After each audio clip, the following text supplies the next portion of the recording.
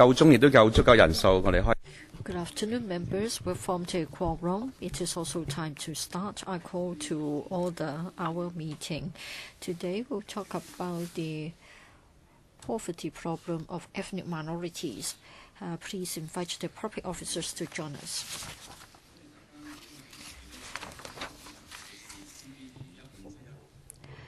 For the paper from the administration, please refer to CB bracket 21571/16-17/01.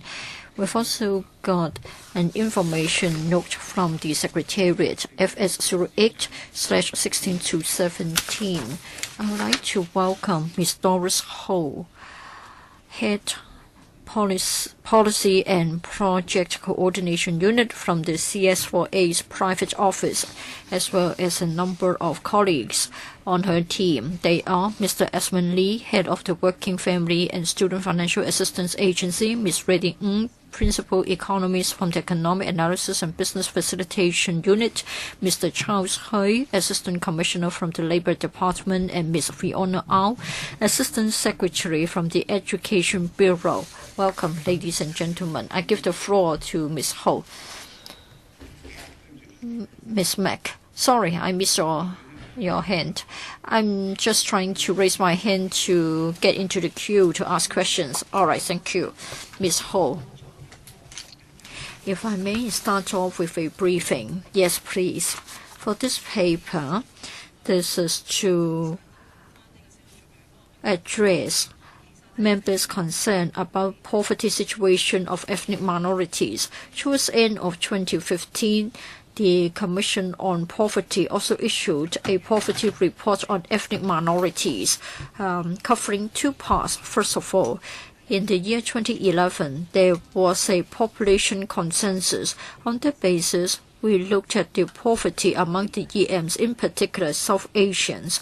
For the second part, at that time, in year 2014, in fact, up to 2015, we carried out a dedicated survey, that is, a survey on households with school children of South Asian ethnicities. So we want to look at the households in such a category. If they're South Asians and if they're children at school, then we'll try to find out about their poverty situation. For this poverty report in March 2016, the then Commission on Poverty had a discussion.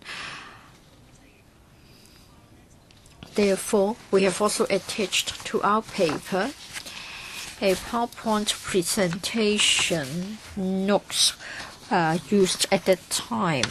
While adopting the 2011 population census as the basis, we can see that for 2011, there were about 60,000 EMs of South Asian ethnicities in Hong Kong.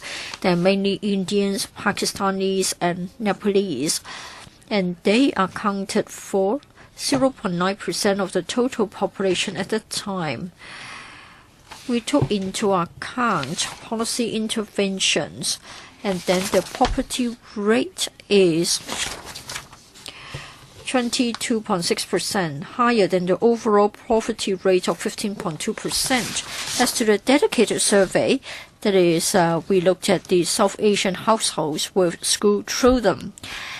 We looked at their poverty rate after discounting the recurrent cash intervention. It went down by 17.3% to 30.8%, yet still higher than that of the overall households with children in Hong Kong. We analyzed the data, and our findings were carried in the report. We'd like to see why they have a higher poverty rate. When we talk about the Indians, Nepalese, and the Pakistanis, they were willing to join the labor market. However, take the Pakistani households as an example.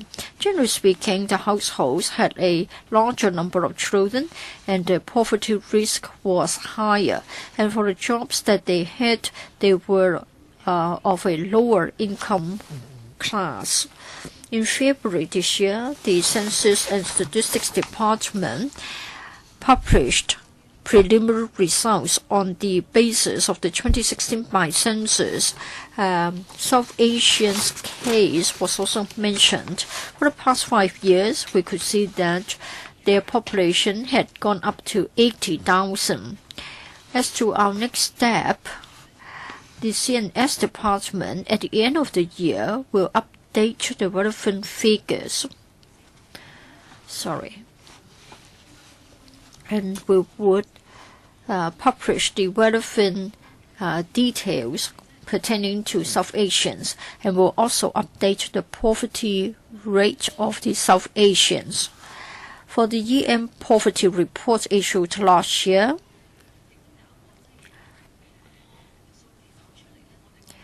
there was a figure that had attracted the attention of the Commission on Poverty.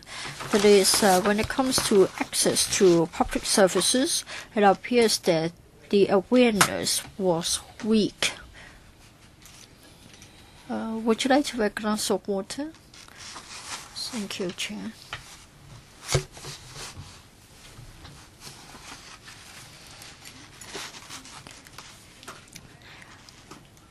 For South Asians, when it comes to the public services available in Hong Kong, it appears that their awareness wasn't that high.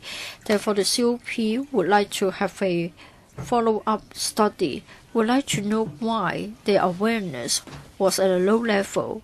Was it because they didn't know it, or they had used the service before, but then it was found that it wasn't that helpful, thus resulting in a lower level of awareness and lower level of satisfaction? Under the COP, we have the Special Needs Groups Task Force. We have decided that there should be a follow-up in-depth study.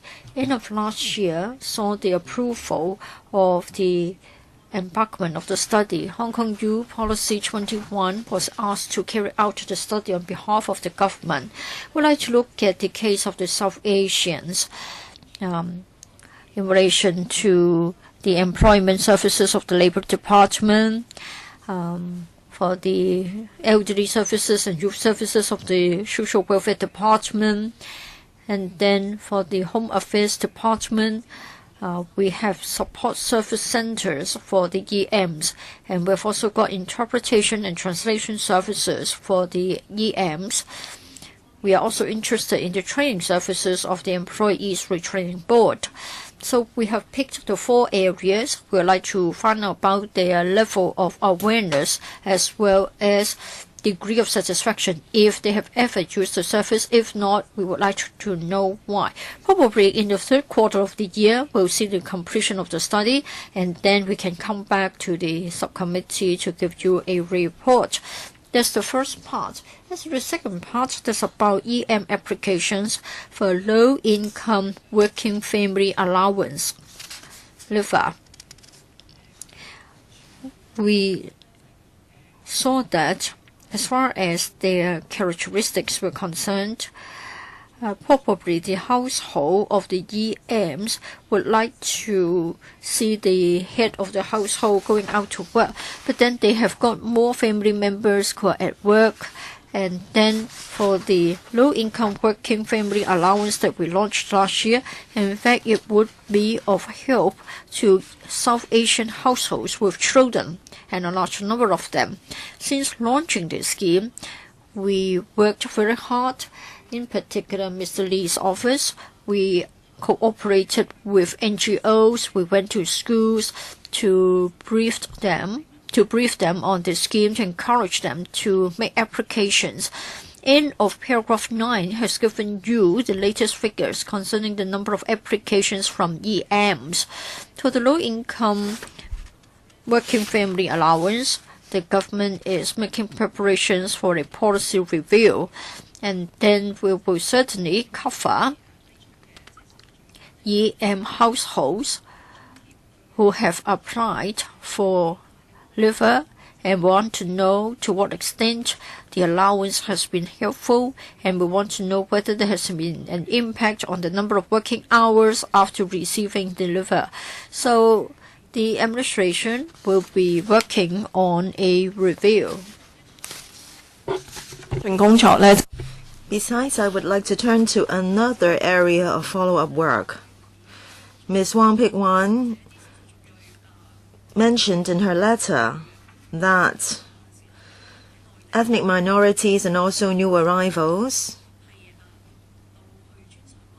may have completed tertiary education in their homeland, so they have that education attainment there. But then Hong Kong employers may not know the equivalence of those qualifications in Hong Kong. So at the end of last month, at the Commission on Poverty meeting, so subsidy will be given, or allowance will be given to South Asians and also new arrivals from mainland China.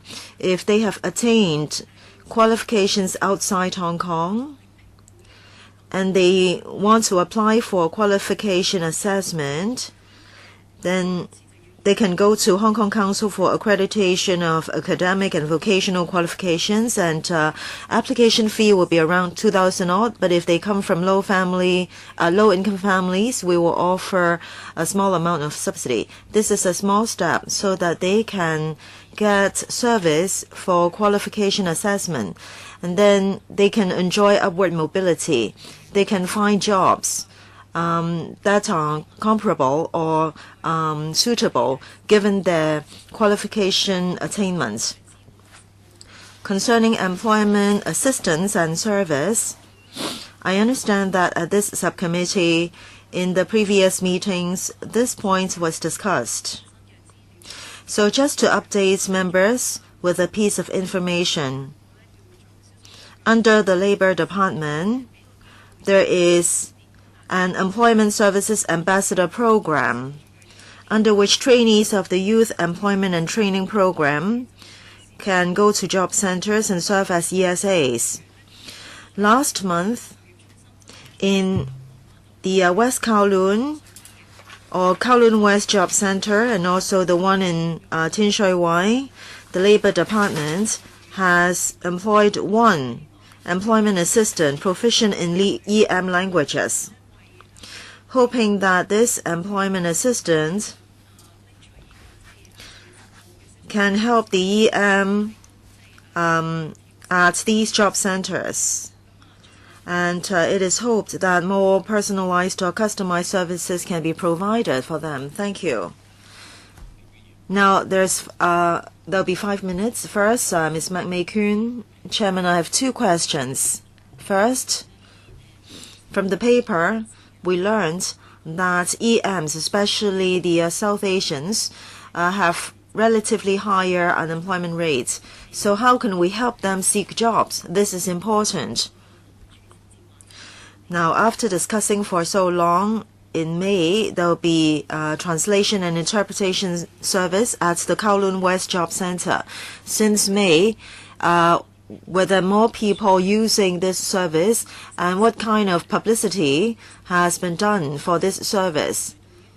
There's a survey on EM's awareness of public services.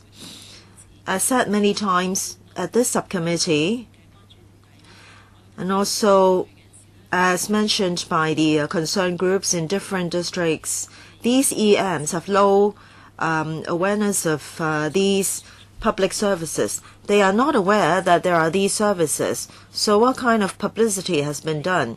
Concerning the lever, I think very often we asked for data from government departments, and I think the relevant department on lever has been good. They have provided the relevant figures. They know at least how many EM families have applied. Now, since Ms. Ho is here, you are responsible for project coordination, so I expect that your unit serves broader functions. This subcommittee has asked different departments, and they said that there are no survey data or statistics, particularly on EM. So Well, at least there is a number on LIFA, so it is not true that such statistics cannot be obtained. But without the data, we don't know whether there is enough service for them. For example, concerning translation and interpretation service, you don't even know how many applicants were there.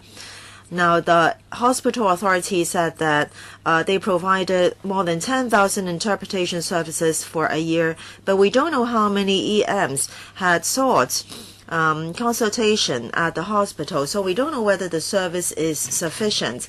And then there is also the student assistance, financial assistance department, and there are some numbers available, so I hope more data can be provided. In the future, when you review LIFA, perhaps you can think of how to encourage EMs to apply, for example, by means of your forms. Ms. Ho? Chairman, let me first answer the question, and then later on Charles of the Labour Department can supplement. Just now I said that at Kowloon West Job Centre and in the Tin Shui Wai Centre, not only translation and interpretation service is provided.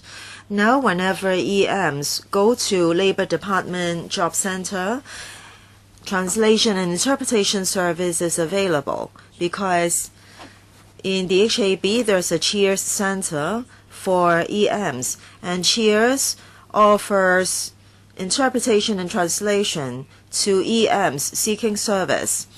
So when I mentioned Kowloon West and Tin Shui Wai Job Center, actually this is a new initiative. So they employ those with certain work experience and education attainment, and they know the EM languages, and they are also EMs, so they can communicate better with other EMs from the same places. Under the LD, there is an Employment Services Ambassador Program, and those are actually trainees of Youth Employment and Training Program. And these people are not required to provide a lot of employment service. According to some EMs, they don't only want to see people who know the language. They also need people who can provide employment service. So at the Kowloon West Job Centre and the Tin Shui Wai Centre, this is a new measure. Charles of the Labour Department can supplement later. I would like to comment on data.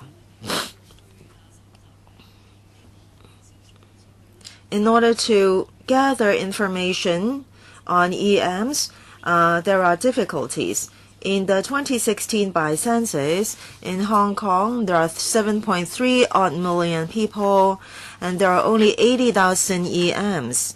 So the sample size has to be very big in order for the survey to be representative. So there is this inadequacy.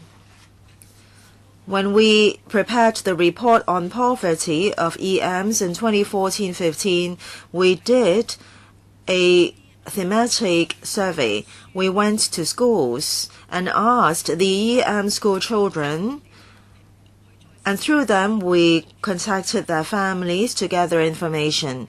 In that survey, we gathered some data. As the member just pointed out, in order to alleviate poverty for them, employment is important. So what is their unemployment rate? There are these figures from that survey. Ms. Ho, we are not talking about these statistics. The departments don't even know how many EMs have applied for a certain service. They said there is no such breakdown. If you ask the hospital authority, they don't even know how many patients are EMs. We're not asking for big sample size as what you mentioned.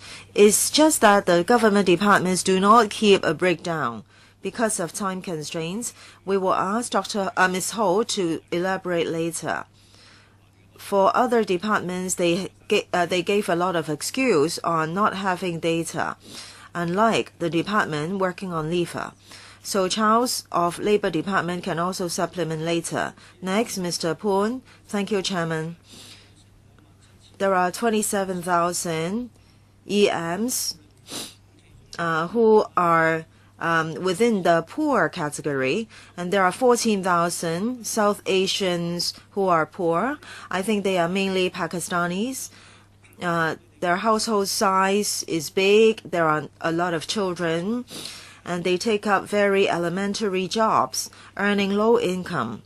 And just now, lever was mentioned. This morning at the welfare panel meeting, we talked about a review on lever. Now there are 14,000 South Asians who are considered poor. For lever, there are only 1,763 applications. Now only 1,340 applications were approved. Now there's a review underway, and is there any way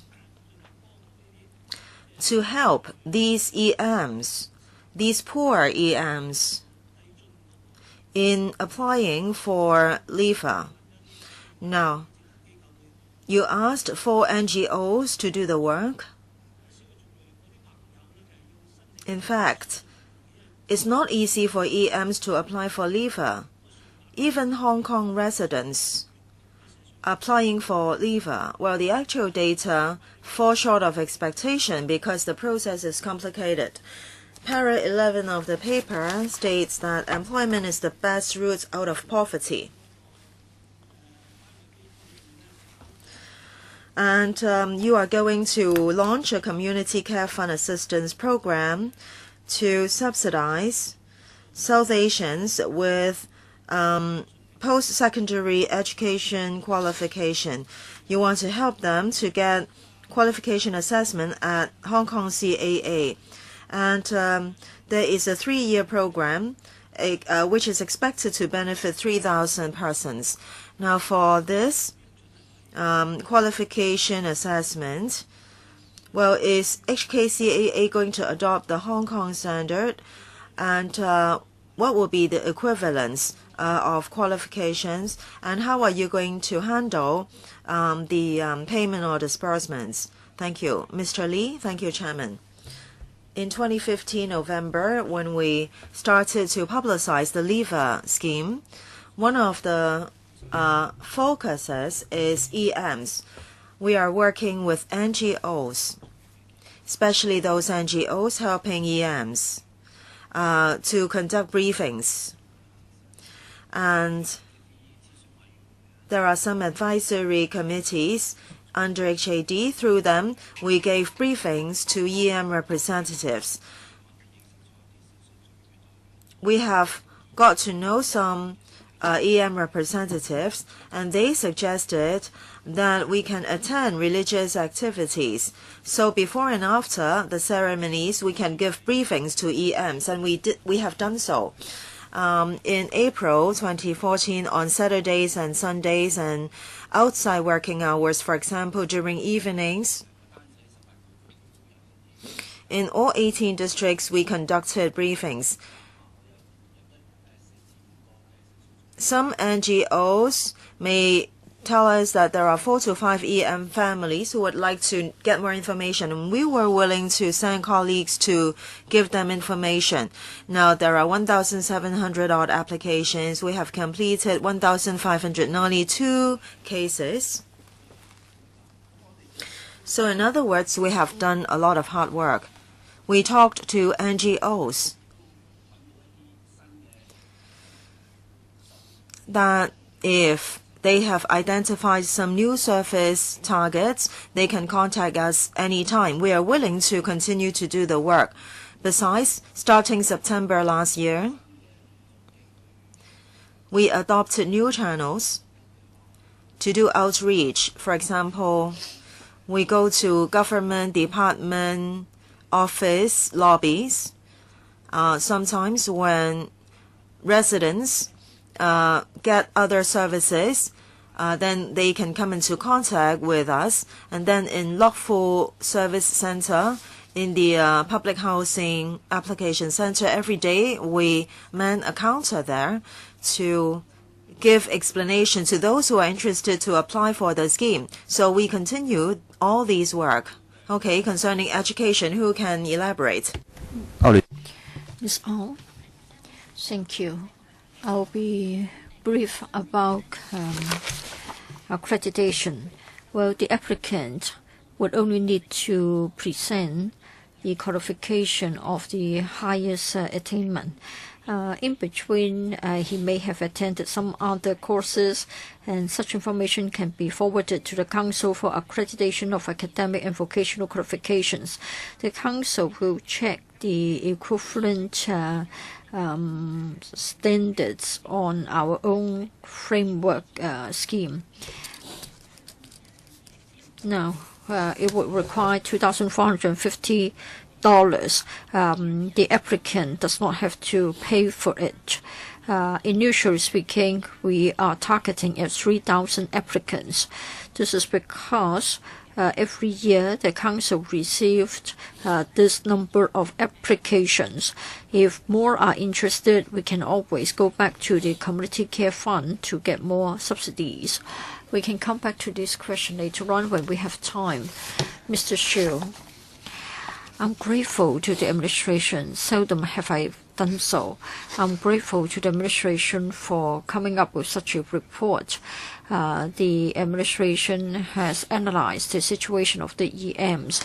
As Ms. Mack has said, usually it is difficult to single out the figures pertaining to EMs, so we are grateful to the administration on this occasion. Please update us on the latest poverty situation of the EMs. There's one point that I don't quite understand, and that's about the barriers preventing them from accessing public services.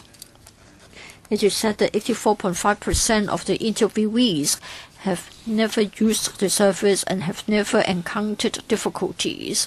I think upon hearing that, I think it sounds odd.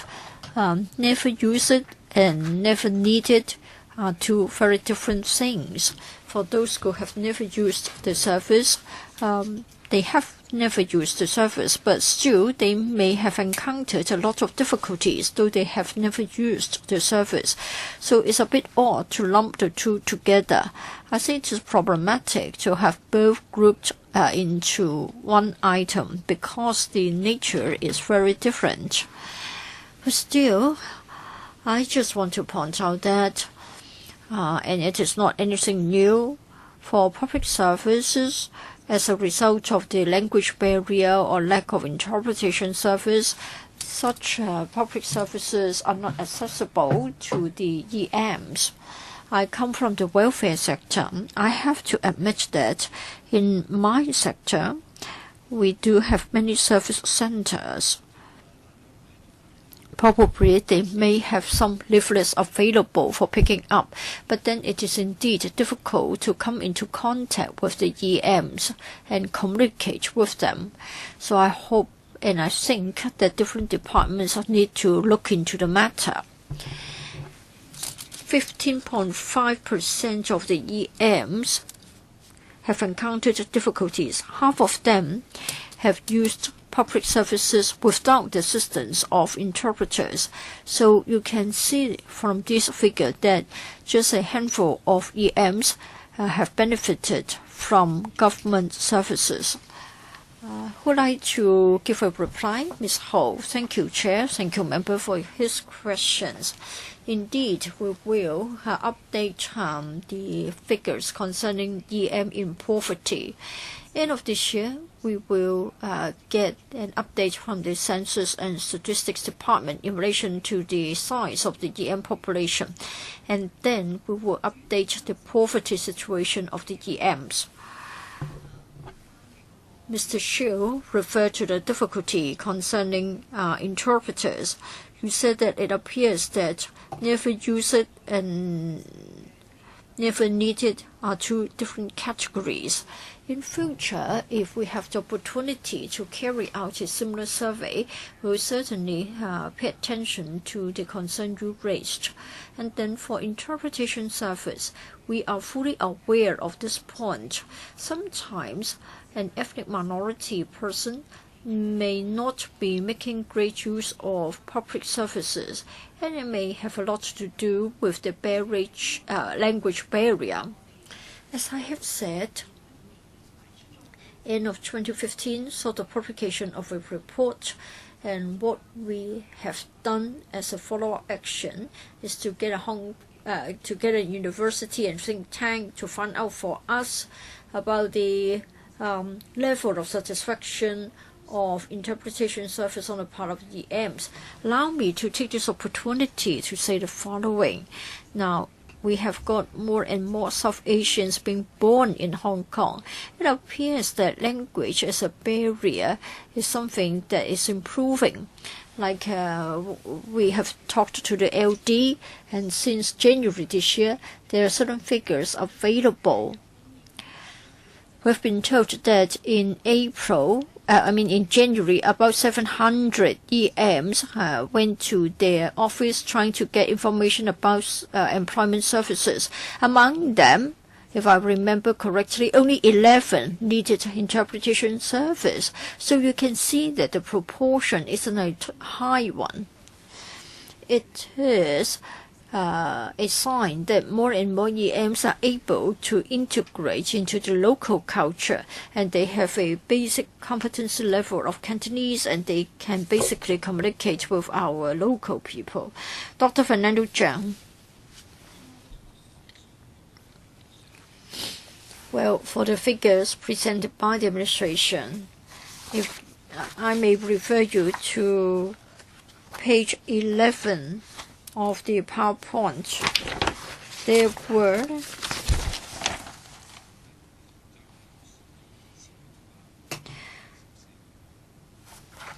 2,600 households with children, and they are poor. You'll find it in paragraph 14. Well, for the NIFR, it is there to help households in poverty to be lifted out of poverty, in particular households with children. Now, the Director of Social Welfare has said that the latest figure shows that there were only 870 EM households, that is the South Asians who have benefited from the liver. So it is a far cry from the figure of 2,600. Liver has been implemented for about a year. Now for South Asians, their poverty rate is rather high, 29% for South Asian households with children and poor. We have worked on it for quite a period of time. How come that we are still not able to help the needy families? Don't you think that the administration should reflect upon itself? I think the application form itself is cumbersome and lengthy. That's one factor. Second factor is that currently there are 6 support centers for the EMs. If they can, across the board, provide form filling service, it will be of great assistance. Currently, the situation is such that the practice varies from one to another. We haven't got anybody from the HAD, but then at certain service centers, staff members have made it clear that they would not help with filling out the forms. Now, such centers are being subvented by the government. How come that they are unwilling to fill out the forms on behalf of the EMs? Understand that they have focused on recreational activities, etc. But what about application for basic services? The staff members there are not willing to do it on behalf of the EMs. Can you answer this question? And then, do you have a way to make sure that the low-income working family allowance is effective in helping the EM households who are poor, in particular the South Asians? Mr. Lee, on the one hand, as stated in the meeting of the Welfare Services Panel, please move the mic closer to you because you speak with a soft voice. This morning, at a meeting of the Welfare Services Panel, we have said that the Labor and Welfare Bureau is currently carrying out a review to look at the different aspects of the liver, like the design, the number of working hours needed, as well as the income cap. What we want to do is to help the EMs, in particular the South Asians, at the time of the application. Of course, we have to await the completion of the study, and then we'll come up with new initiatives, and we will publicize them. As I have said, we are going all out to help those who are interested in applying for liver. But then, to be frank, when we talked to NGOs, they were not able to tell us that some prospective applicants approached them, and then they did not know how to fill out the forms, and the NGOs have helped the applicants to fill out the forms. As I have said, we're more than happy to provide service after hours, in the evenings or over the weekends. But so far, the suggestion hasn't been keenly responded to. We've identified 4 NGOs. In other words, we tried to cover as much ground as possible. We tried to identify those who are interested to apply, but then they have been put off or they don't know how to fill out the forms. So we have taken this step, and then we got about 380 applications from such a approach. That is, the NGOs have been filling out the forms on behalf of the EMs. Now, if anybody is interested in applying for the allowance, if he doesn't know how to do it, he can call a hotline, he can leave behind contact details, and they will try to see how assistance can be given to the EM in the best way. What about the 6 support centers under HAD? They mostly refuse to fill out the forms. We haven't got anybody from the HAB today. Can you refer the message to the Bureau so as to ask them to do what they are supposed to do? And then we are told that at the Lok Fu Center for Public Housing, you have made a counter to help the EMs. But then, do you actually provide the very specific service of assisting in the filling out of forms? Yes, if we see an EM approaching us asking for help, well, currently the counter hasn't got any interpretation service. So what we do is that we jot down the contact details, and then we come back to him, trying to see if we can provide help. Now, for the HAD, it does run support service centers, and they can provide interpretation services. If anybody is encountering difficulties in filling out the forms, call a hotline and we'll get back to them. Mr. Chairman, just want to follow up. I think even the housing department should provide interpretation service if the EM would like to apply for housing. When they are at a center like the one at Lok Fu, then they're duty bound to do so. I think you should do it for liver as well. I think had it been an administrative arrangement, I think you could have done it a long time ago. How come that you make them jot down the details for you, and then you say that you will get back to them? I think they are personally attending the center, and then they can give you the identity details. Why can't you get an interpreter and provide the service immediately? I think the advice is to do it like in the form of a one-stop service. You can come back to this question later on.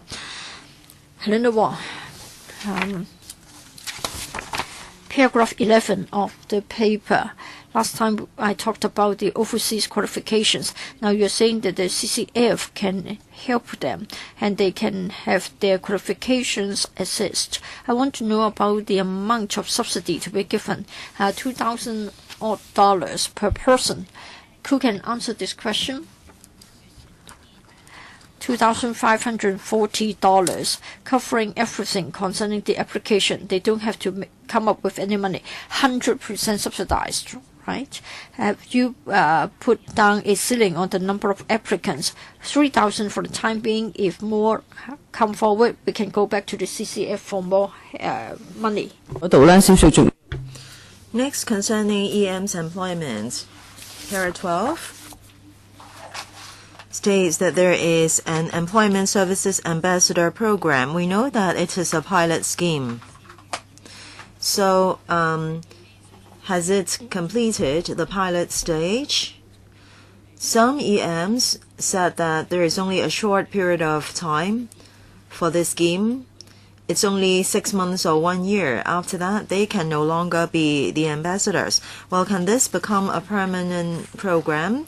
And can the period be lengthened for them to serve as ambassadors? Who to answer? Mr. Hui. Thank you for the question.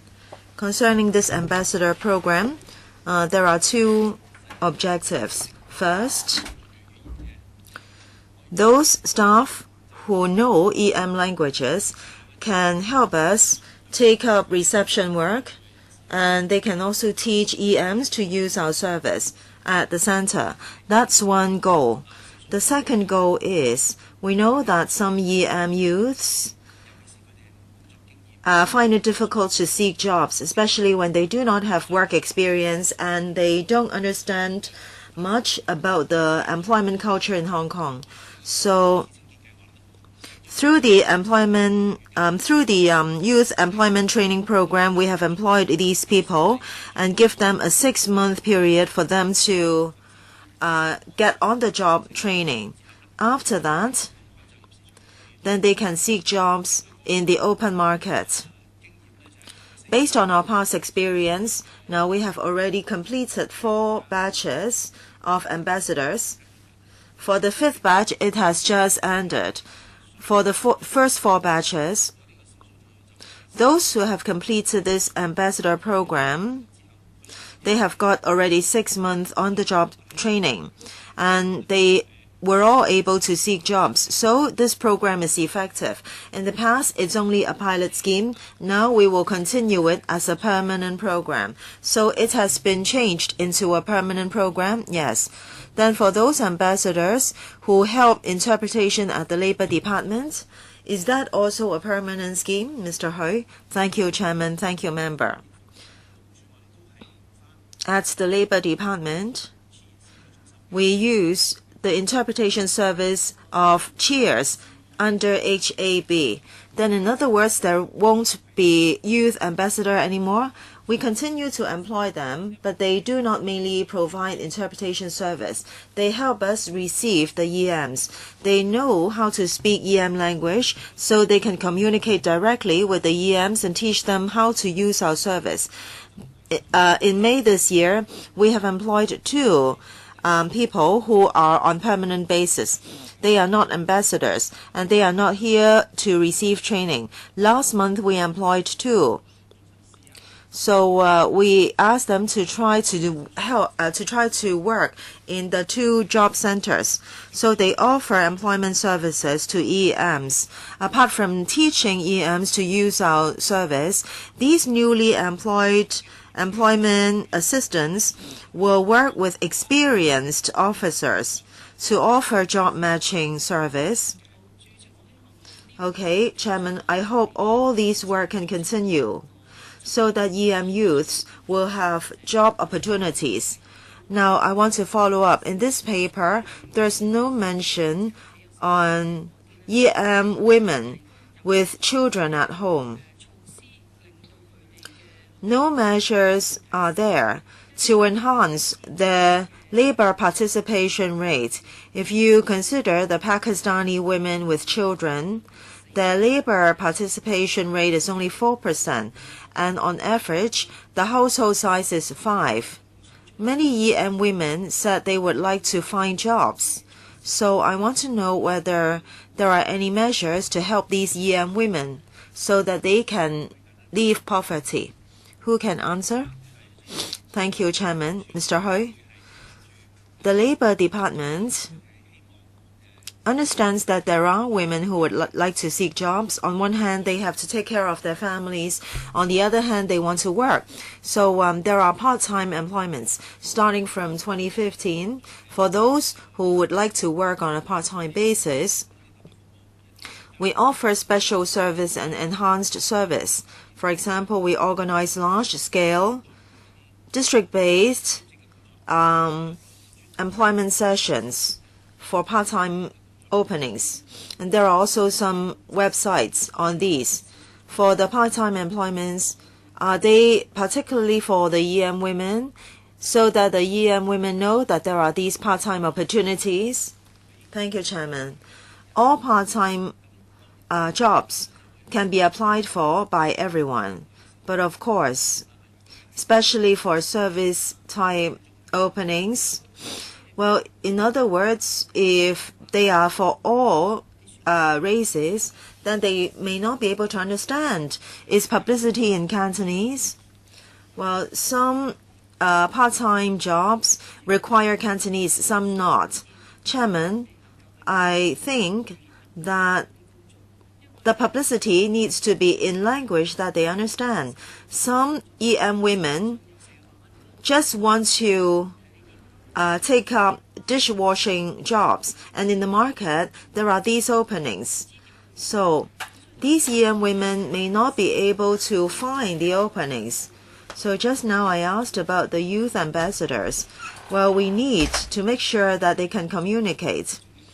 If the part-time openings are for everyone, then you are not able to help these EM women who do want to work, but then their labor participation rate is only 4%.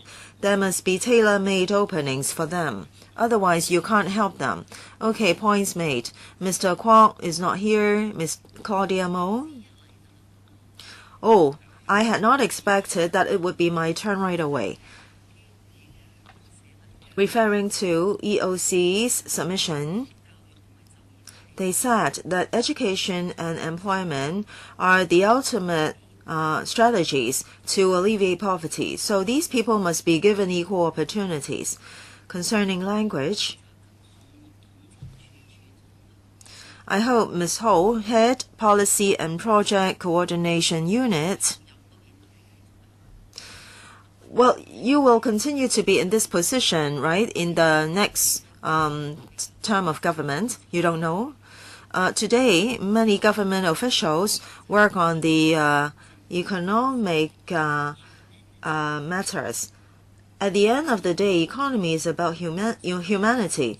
If you don't look at people, if you only focus on numbers and strategies, it's useless. Our unemployment rate in Hong Kong is relatively low, but for EMs, unemployment rate is as high as 23%. At the public hearing, yes, the Labour Department has referred jobs, and they can speak fluent Cantonese, but when they tell the person in charge that they are Pakistani, then they are turned down right away. This is obviously racial discrimination. And if you lodge a complaint, well, this is the private market. And the threshold for litigation is very high at EOC. So, concerning the anti-racial discrimination law, public bodies, especially the government, provides products and services also in school, but then this is not subject to the racial discrimination ordinance. So they can get away from it. That's number one. So can you consider tightening the regime so that the government will also be regulated? Besides,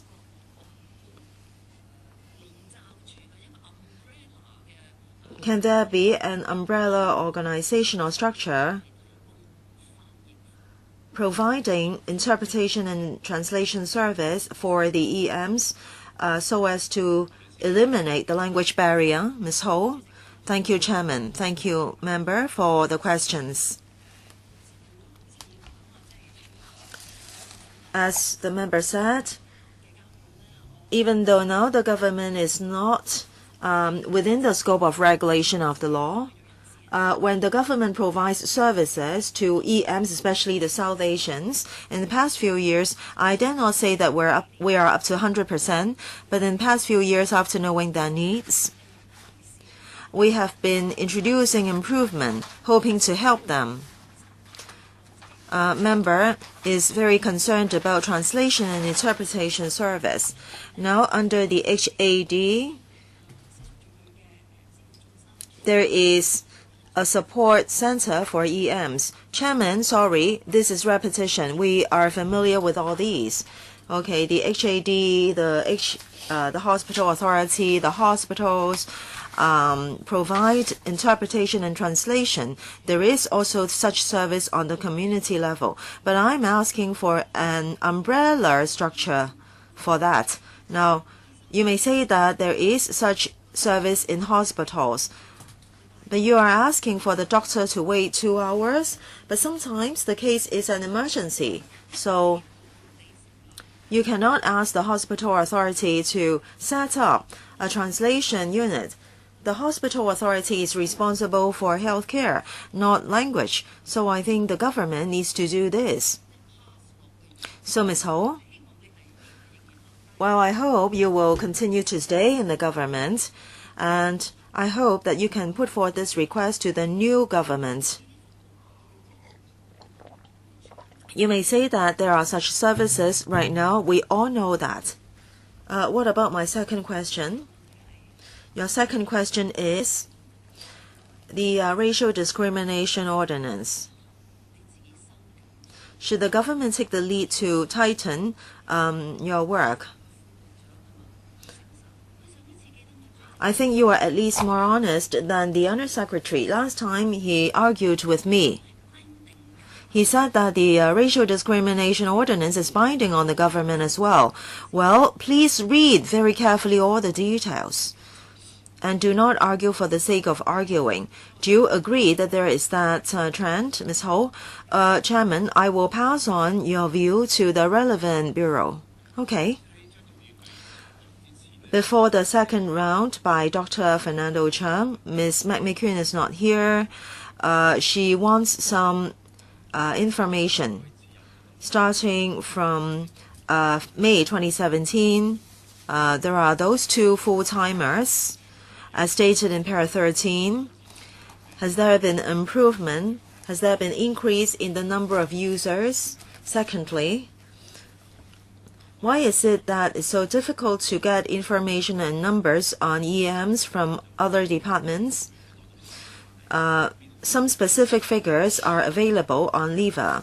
So, first question is a question for Mr. Hu. The second is for Ms. Ho. Can you spend some time to answer these questions? Chairman, Ms. Mac asked how we publicized and promoted the new service.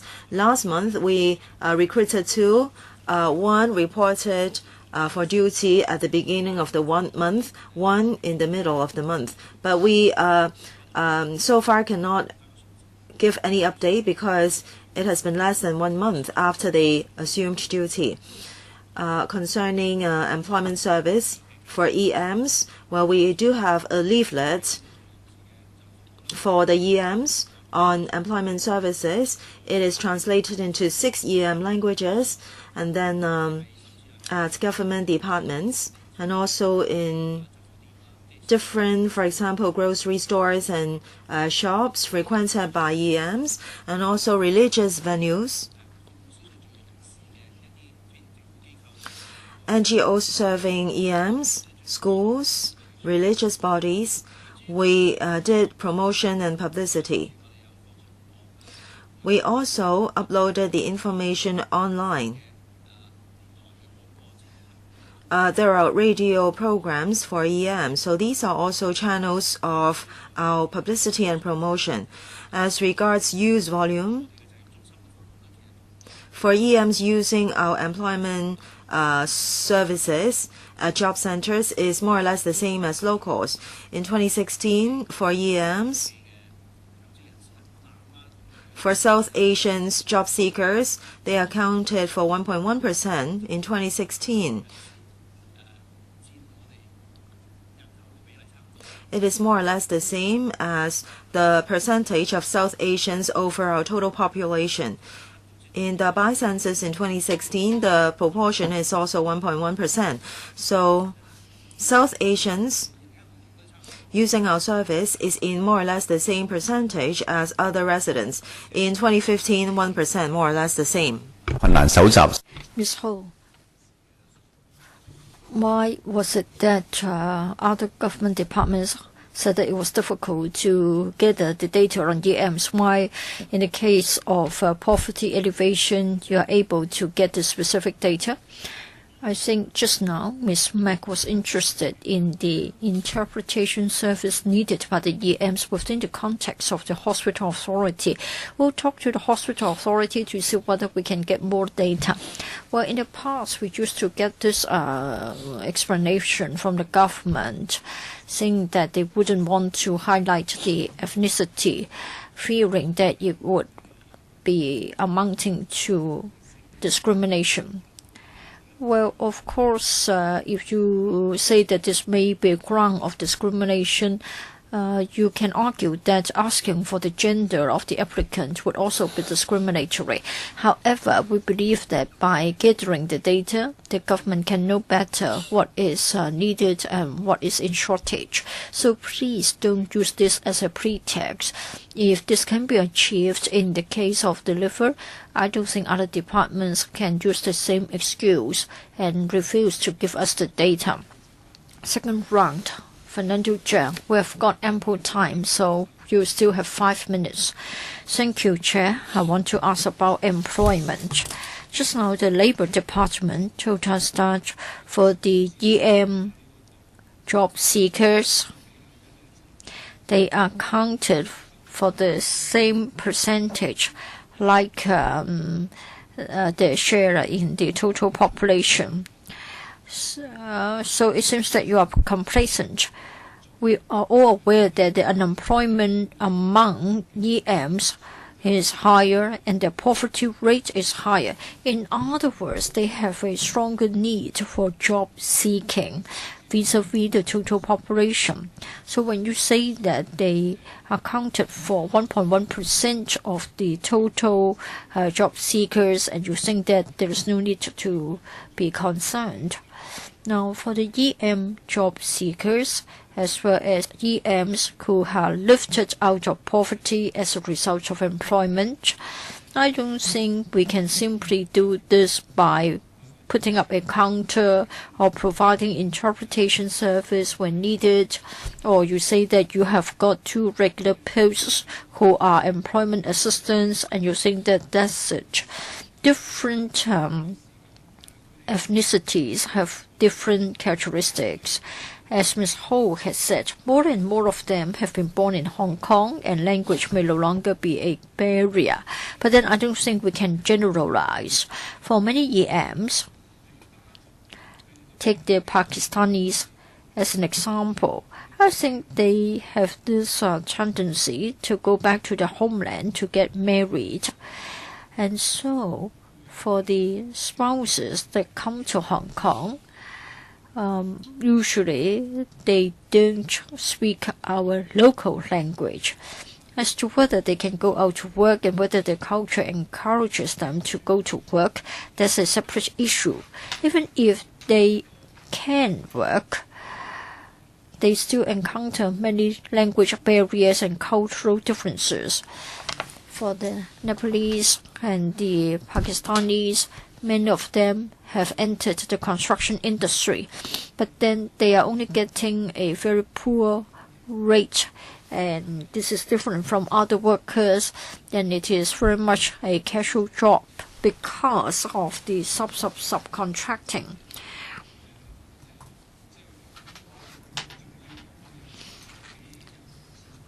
Now, you are happy to report that since April, 700 of them have come to ask for employment assistance, and only 11 of them needed interpretation service.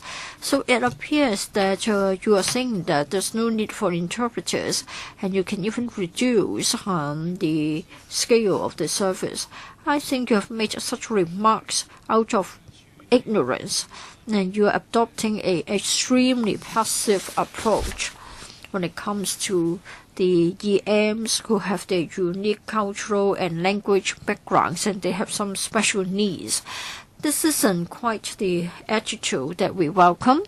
You can't just come here and say that, well, it has got nothing to do with you. You have offered all the services. Come and get it if you like.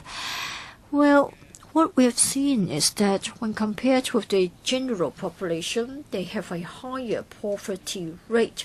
So you need to intervene actively, either through the low-income working family allowance or employment, so that they can be lifted out of poverty.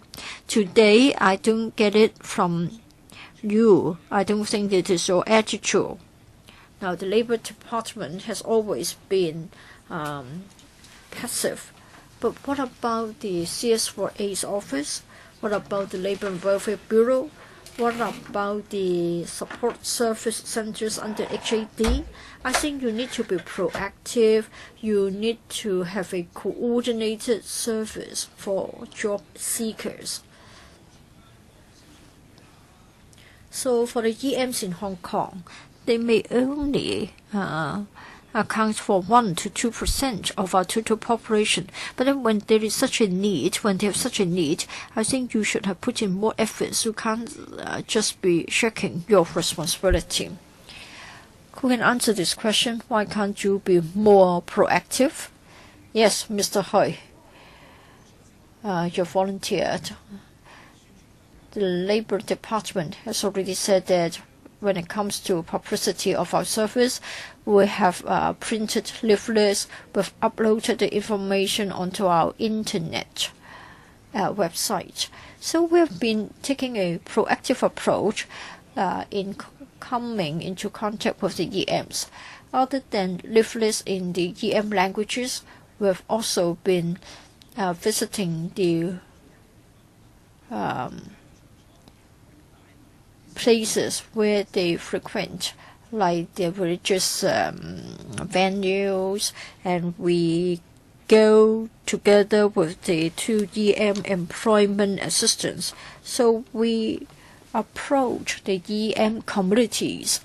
We've also talked to the EM religious bodies. We have worked through the NGOs so as to come into contact with our service clients.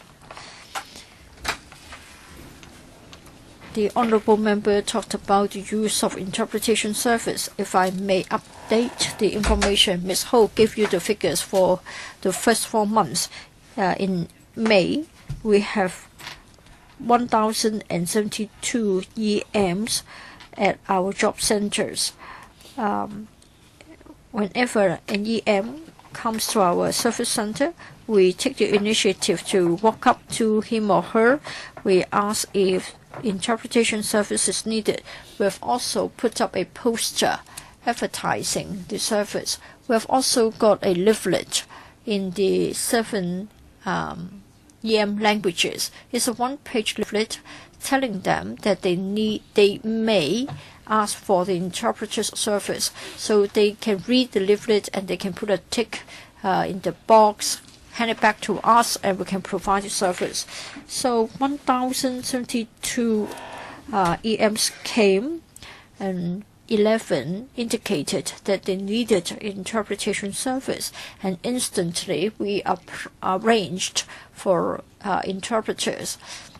Just now, a member wondered whether there was a long waiting time before an interpreter would arrive. Well, on average, it's less than 5 minutes. Why as few as 11 out of 1,072? We did ask for the reason why they turned down our offer. Well, the great majority of them can communicate in either Chinese or English, because that's the 2 languages that our staff members speak. 2 of them have told us that they are accompanied by friends, so they don't need our service. For the rest, if they do need to see an employment service officers, then our ambassadors, our employment services ambassadors, can provide the assistance, since the ambassadors can speak their language, so they don't need interpreters. Dr. Helena Wong, second round. I asked a question about the EM women. For the Labor Department, I want to know if you would have another focused study so that you invite EM communities which have a lower labor participation rate among women. Ask them why they are not coming out to work. Ask them if they're interested to work. My understanding is that they very much want to come out to work, but then they may have 4 or 5 family members in the household. In other words, they have 2 or 3 children. They very much want to work, but then their children are still young. They may need childcare service. Is it because they're not able to get the childcare service, or they badly need a whole day place at a kindergarten so that they can take their child to a kindergarten and then go to work? I think you need to find out more about their situation so as to help them to be lifted out of poverty. They don't want to get subsidies or assistance from us all the time. They want to work, they want to be self-reliant, but then they may be bogged down by lack of child care. Or is it because they can't get the right kind of jobs because of the language barrier? Mr. Hui, for Dr. Wong's suggestions, yes, we have got it. We have got dedicated staff members. We have also got a counter at each and every job center to provide service to the EMs. For EMs who come to our job centers, they may have an interview with our employment services officer, and we can match the right jobs for them, like part-time or jobs that don't need Cantonese proficiency. Can your employment officers communicate with them? Our employment officers are proficient in Chinese and English. What if the EMs do not speak English or Chinese? As I have said, we have interpretation service. When they come, we will explain that interpretation service is available. So it's only after they have come and arrived at your job centers would you ask them if they need interpretation service. But what if they can't even understand that particular question? Do you need interpretation service? We have got a one-page leaflet. I've got a copy here. Just a one-page form. Other than English, we have got 7 other EM languages. Just one question here. Do you need interpretation service? If yes, then put a tick in the box. But if they indicate they need the service, how long do they have to wait before they get the service? I know you are concerned about waiting time. In the past, we didn't keep the figures. Starting from this year, we kept the statistics, and so we are aware of the waiting time. From January to May, I think on average, less than 5 minutes was the time they need to wait. So we liaise with Cheers, and then we provide telephone interpretation service. So it's not attending in person. It's over the telephone. On average, less than 5 minutes. So it is a progress. What about my idea of having a focused study? Please follow that up. And then for the Equal Opportunities Commission, in paragraph 9 of its submission, it has referred to the Belt and Road Initiative. It is said that there is this proposal for the Belt and Road Office to tap into this human talents because they may know the languages of the Belt and Road countries. So who can refer this point to the Belt and Road Office? Ms. Ho, I can refer this suggestion to the Belt and Road Office. Do you think that the UC's idea makes sense? Do you think that in this way they can ride on the strength of their language proficiency? In the past, we thought it was their liability, and now it is such that it would be a bonus. Yes, you are right. EMs are not good at Cantonese, but we should consider how to use their strengths. They know their own language, then perhaps they can help Hong Kong participate more in the Belt and Road. This is definitely good to the EMs as well as to Hong Kong. I will relay your point back. Next, Mr. Siu Ka-chun. Yes, this report is on poverty on EM, so I will focus my questions on poverty. It's just announced 0.539, that's the Gini coefficient. So some people may not understand this 0.539. It is about how fair income distribution is. 0.2 is the average. Above 0.4 means that there is a wide wealth gap. 0.6 means the wealth gap is very wide. We are on 0.539, so I guess you understand what it means. If we consider EMs, I don't know whether the situation is even worse. If we use the Gini coefficient to measure the wealth gap among EMs, is that still 0.539 or even bigger? Now, when it comes to the overall poverty rate in Hong Kong is 20%, EMs 23.9%, for Pakistanis they're as high as 51.1. So if we do a breakdown on ethnic groups, it's different. So you can see the wide income disparity. So when you analyze the matter more closely, you will understand that the problem is actually different with different community groups.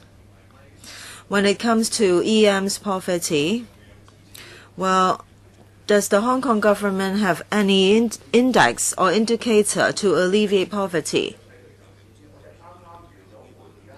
So with some policy measures, you always say that the number of people involved or affected will fall from 1 million to like 800 or 900,000.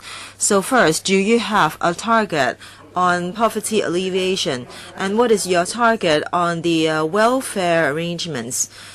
Are you determined enough to intervene? Ms. Ho? Yes, thank you, Chairman. Thank you, Member, for the question. Not only EMs, when it comes to the poor population in Hong Kong, some years ago, we set an official poverty line and we had a debate in the Commission on Poverty. We talked about whether there should be some targets to eliminate poverty. So let's say for the whole Hong Kong, it's 14.3%. Are we going to set a target for ourselves? And the final discussion is that we should not lay down a rigid target, because on poverty alleviation, we should not only look at the poor people under the poverty line and how to pull them up above the line. Some people are near the poverty line, some are marginally above the poverty line. We should care for them as well. Just now, we talked about the LEVA scheme, and we are not only talking about the median income, 50% below median income. We should also help those who are 60% below. Now, some years ago when we set the poverty line, we're of the view that we should not mechanically set a poverty alleviation target. Chairman, I want to follow up. Now, when it comes to rigid target, well, we don't need the target to be rigid. It can be flexible. Well, with a target, the public will also take a look at your targets. If you can achieve the target, then you will get some applause. Otherwise, the public will remind you. You said that things should not be so rigid. We should help those at 60% as well, not only on 50%. This is good, but still, it's better to have some targets. Regarding poverty, there's also intergenerational poverty, of course. Many children are involved, and in the research, we know that these EMs give birth to many children. Their family size is bigger.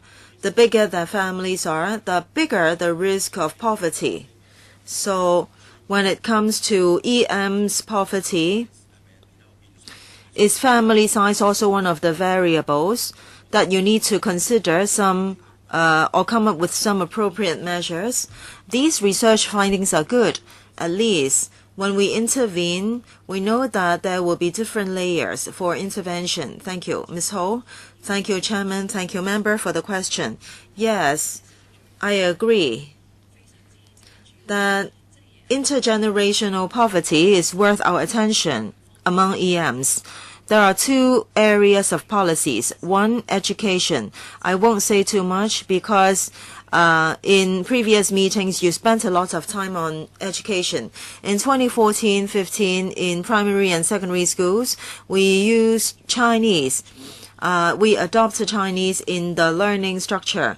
So we wanted to help the EM children to learn Chinese when they are small.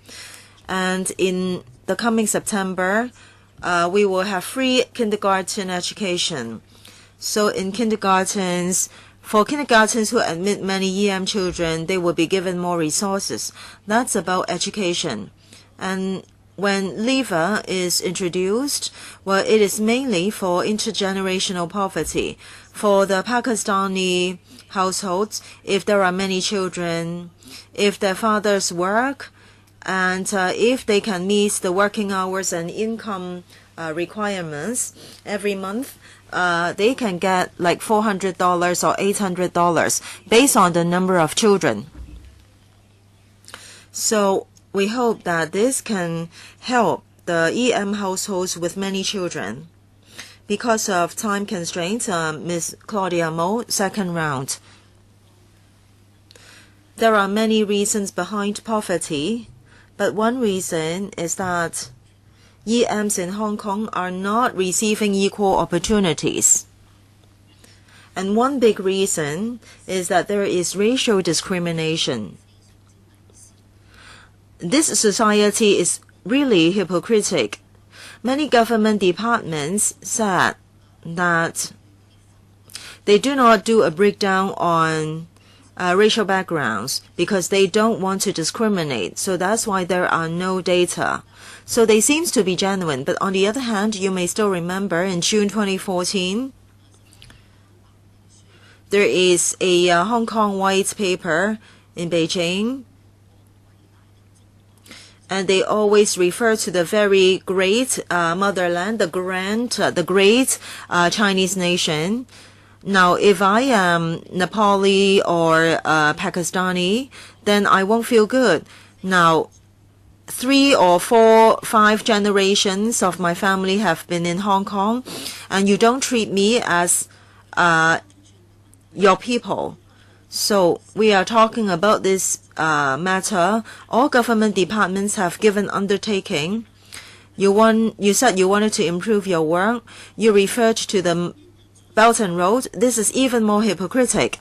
When C.Y. Leung talked about the Belt and Road, he said that students from those countries can come to Hong Kong to communicate with our students, and students can learn better English. There are many EM youths and secondary children whom I know. Now, usually their English is better than Chinese, but you have disregarded them. Today, EOC said that the Belt and Road Office can employ more Indian and Pakistani Hong Kongers to take up jobs. So what is the point of going round and round in our discussion? I would like to thank Ms. Ho for passing on this view to that office. Well, the AIIB has invested a lot into that office. It's an incredible amount. However, we only have very little to say. That's another point.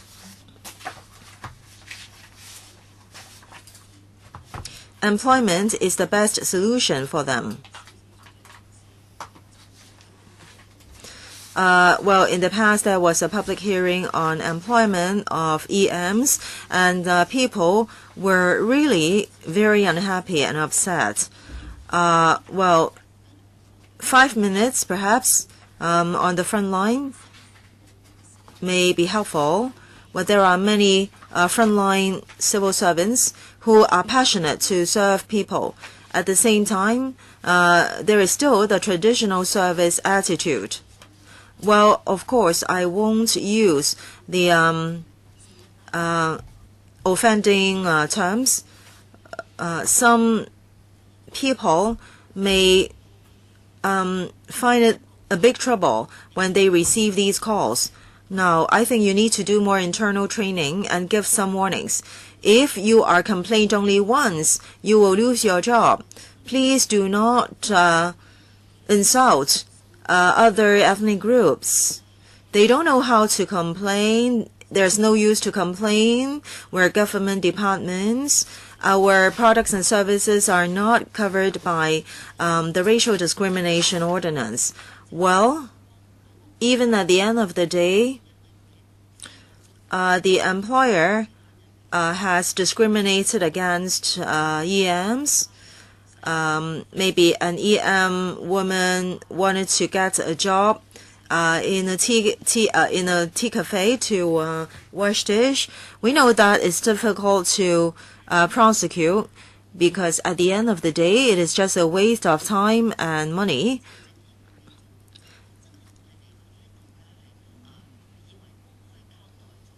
Please don't think that you only need to give an account to the public that you have done your most. Your frontline colleagues may just turn a blind eye. They find the whole thing very troublesome. So I think the whole exercise is not interesting at all.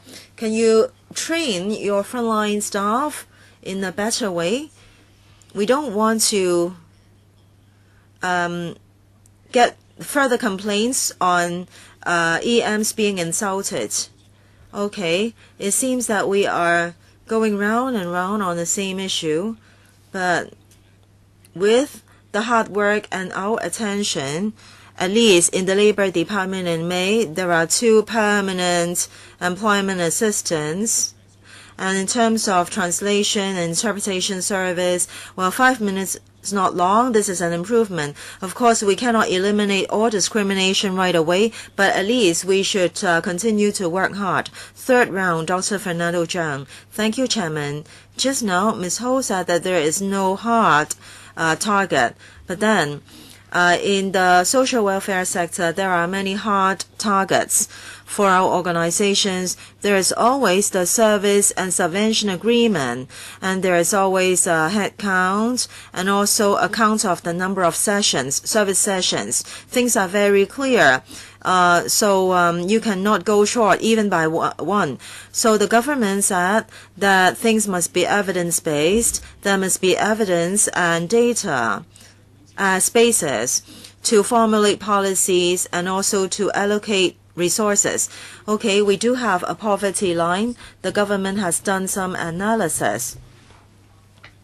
If you refer to slide number 28 of the PPT, it's very clear. Based on the 2014 survey, you will expect that the allowance can help 1,000 EM households, the South Asian households. So 5,200 people will benefit, and 2,700 odd children will benefit. There will be a reduction by 1,000 of the number of poor, and that will go, and the poverty rate will go down by 6.8%. Okay, all these are very clear, but I don't know whether you can really achieve them. You have these data in 2014. and that's a forecast. Back then, you expected that you could serve 200,000 families, but today only 30,000. So what are the numbers today? Can you give us the most up-to-date numbers for our reference?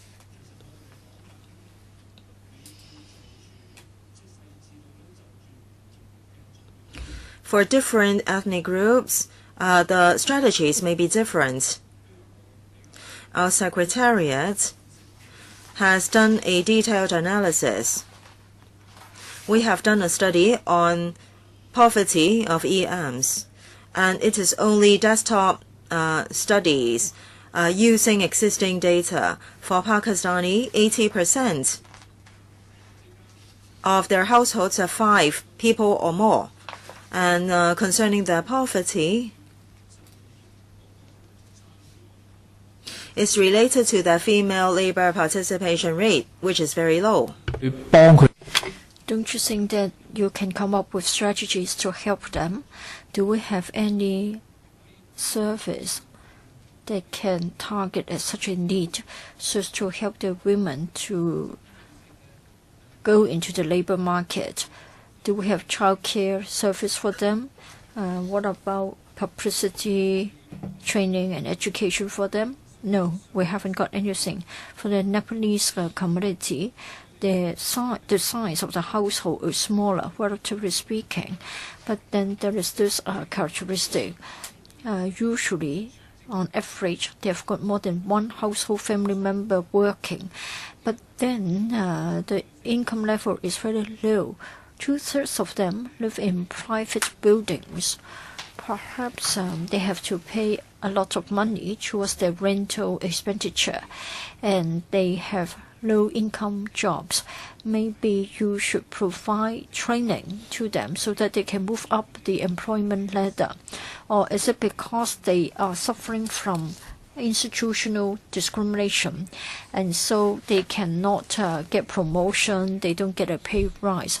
I think we need targeted service to help them to improve their livelihood.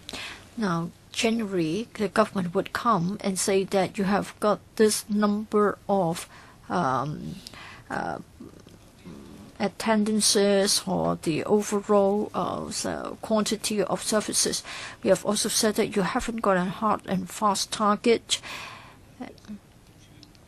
Now the Labour Department has eventually got 2 employment services assistants, thinking that this is a great step forward. It is a joke. What sort of society are we residing in? How much wealth do we have? Now, despite the intervention of policies, the poverty rate is still 30%. In other words, our policies have failed us, and you are not targeting at the plight of the EMs. Yes, we're supposed to have a term of 1 year only. Every time they come here, they give us the same information. I think it's meaningless. I think it's better just to disband the subcommittee. For them to have such an attitude, I think it is meaningless. I think it's better to close the... it's better to sort of wind up the work. I think you are just trying to airing your cynical comments, right, Ms. Ho?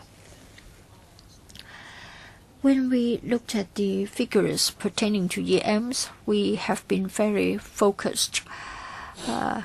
Pakistanis, Indians, Nepalese. I think in terms of figures, I think the Pakistani community and the Nepal community would warrant our greatest attention. For the for the unemployment rate of such EM households, we've showed them. Indians 3.2%, 8.3% Pakistanis, 3.4% for the Nepalese. That's for the year 2014. For our unemployment rate, it was 3.4%. So it seems that the Nepalese community has a unemployment rate that is lower than the general unemployment rate. So the Pakistani rate warrants our attention. The unemployment rate is relatively high. As Fernando Zhang has said, we have to find out why they have a higher unemployment rate. For the Pakistanis, the size of the household is larger. They have got more children in a household. Dr. Wong wondered whether we could help the women, but then we got the message that as a result of the culture, they are not quite willing to go out to work. Families do not quite encourage the women to go out to work. So for the Pakistani households, usually only the men will go out to work, and then they have got more children, like 60%, 90%, 80% of the households have got 3 children. In other words, they are facing a much higher poverty risk. So for this sector of the community, what can we do to help them? Low-income working family allowance is one way, and we are trying to think of other approaches. Usually they have low-skilled jobs and they have a low level of income. If you talk about skills upgrading, but then if they are middle-aged, can they really benefit from the retraining, employee retraining board? They work from Monday to Saturday, and they may be too exhausted to attend a course on, say, Sunday. We try to see that their income can improve. Liver would be one way out. If members can think of other options, please tell us, and we will be happy to follow them up. Yes, we can ask the administration to employ Pakistani youths. I think many openings are suitable for them, in particular the police force. We can benefit from listening to the EMs themselves next time, and then we can gather the views for the administration. Dr. Wong, for the 3rd time? Yes, for the Pakistani women, for those who have children at home. Is it because they don't want to come out to work, or nobody is at home to take care of the children, or the Pakistani husbands won't allow their wives to go to work? We don't know which is the reason. Now, that's why I've asked the administration to conduct a focused survey, visit the households, find out about the reasons. Don't just ask the husband. You need to ask the wife as well, to ask her whether she wants to come out to work, and then we can tailor-make programs that can help them. Of course, taking care of children is their main duty. If they have got 3 or 4 children at home and nobody takes care of them, they can't go to work. For a father to go out to work, well, just earning $8,000, how can they support a family of 5? So surely they will find themselves in poverty. But then if the husband says that he would rather suffer from poverty than let the wife go to work, then perhaps we need to change the mindset. And perhaps if you can make arrangements of childcare, then they can be sort of assisted, and then they can see if let their wives come out to work. For the Nepalese community, I think 19% or even 30% is the labor participation rate. So you need to find out why the Pakistani women are not working. Please understand the difficulties and what help they need. I think childcare is a major area. It's never easy to change the mindset or the culture. So, administration, women participation rate, and also childcare. Well, I think on the question of poverty, we have had a lot of discussion. I think next time we would like to get the EMs to tell us about their difficulties. Let's hope that the relevant representatives will come again. Thank you for coming.